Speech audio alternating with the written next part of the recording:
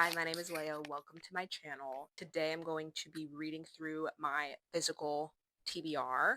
I'm currently on a book buying ban until I finish all the books on my bookshelf, which unfortunately is a lot of them. I also have all the books wrapped up in brown paper and numbered, and I'm using this spinner to randomly select the book that I'm going to read. Anyway, let's begin. Okay, what do I hit? Click to spin. Okay, I guess I'm just gonna.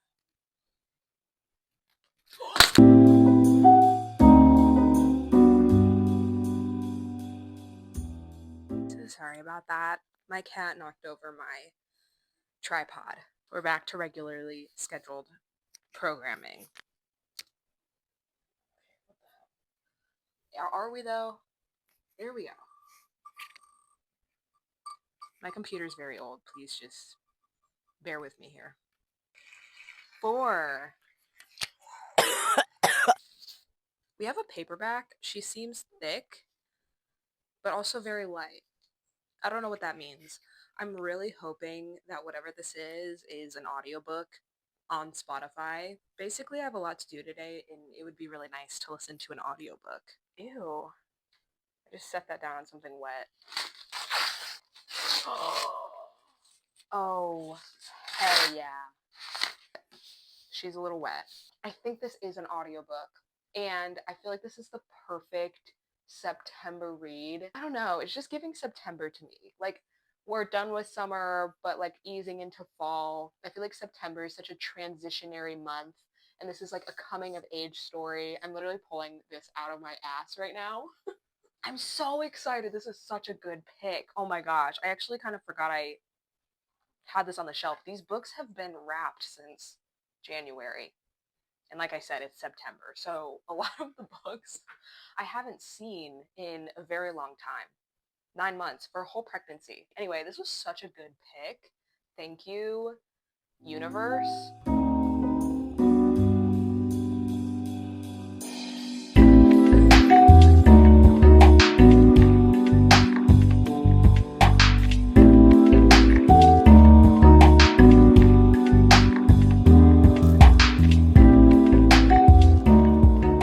Okay, so I have about 150 pages left of A Tree Grows in Brooklyn. I want to try to finish this book today. I'm currently at a bookstore, and I think I'm going to get a coffee and just sit in here and read for a little bit. I am really enjoying the book, but I feel like I just had really, really high expectations, and it's good, but it isn't as good as I thought it would be. We're basically following Francie, who is a young girl growing up in Brooklyn in the early 1900s, and it's very much a character-driven book where there isn't like a primary plot line that we're following. So I feel like throughout the book, I don't really know where it's going. It's basically just a coming age story of Francie. I do really like Francie as a character. I definitely feel emotionally connected to her. I am excited to see where it goes, but I think I also want to finish this today because I think I'm also ready to kind of just like move on to something else.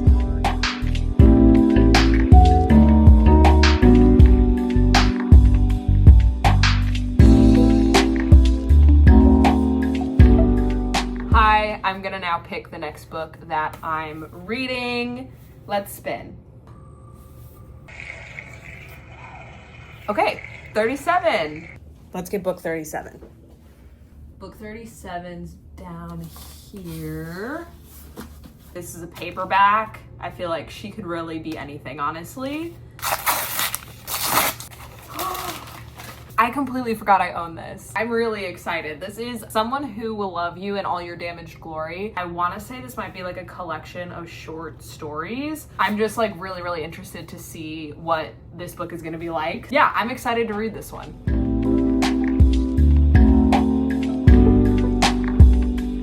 So I finished A Tree Grows in Brooklyn. Overall, I did really enjoy it. I felt like the ending was good. I think she wrapped it up in a good way. I don't think it really changed my feelings all that much. And what I do really like about this book is it's very wholesome and sweet for the most part, and it was really enjoyable to read about girlhood and womanhood and how that transcends time.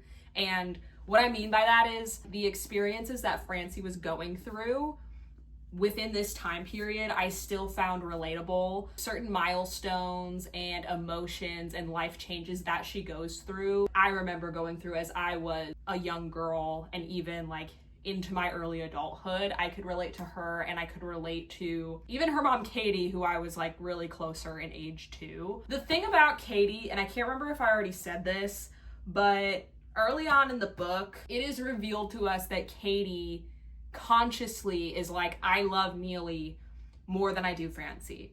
And I wanted to like Katie as a character so bad, but I just could not get past that because I think I love Francie so much to know that her mother is consciously like, yeah, I love her younger brother more. I almost feel like I had a chip on my shoulder this entire time when it came to Francie's mom.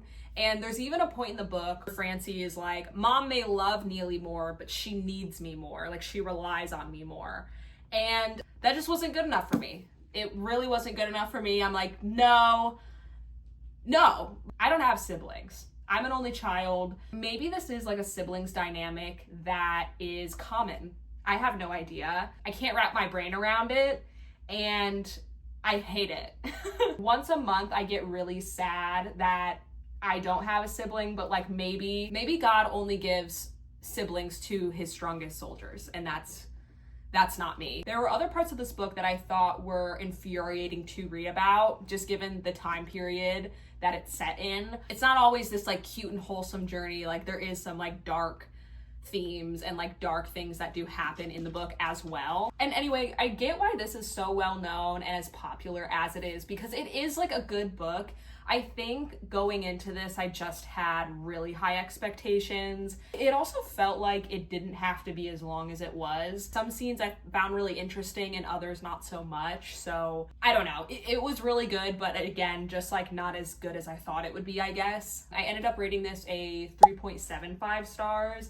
I still would highly recommend it. It just wasn't my favorite. I really wanted to love it, and I did really like it. It's not like the book is bad. I don't think it's bad at all. I just thought I would love it, and I didn't, and like, just don't be mean to me. After a Tree Grows in Brooklyn, I read Someone Who Will Love You in All Your Damaged Glory, written by Raphael Bob Waksberg. I think I'm pronouncing that right. Anyway, what made me pick up this book was the fact that he is the creator of BoJack Horseman. I think BoJack Horseman is the epitome of like a dark comedy. You're following BoJack, who's like basically just like a giant piece of shit. I hated him and I thought he was a terrible person, but then it's like you learn his backstory and you understand why he's a terrible person and you just want him to do better, but then he just like, once you start thinking that he'll be better, he just does something f***ed up and then it makes you hate him again.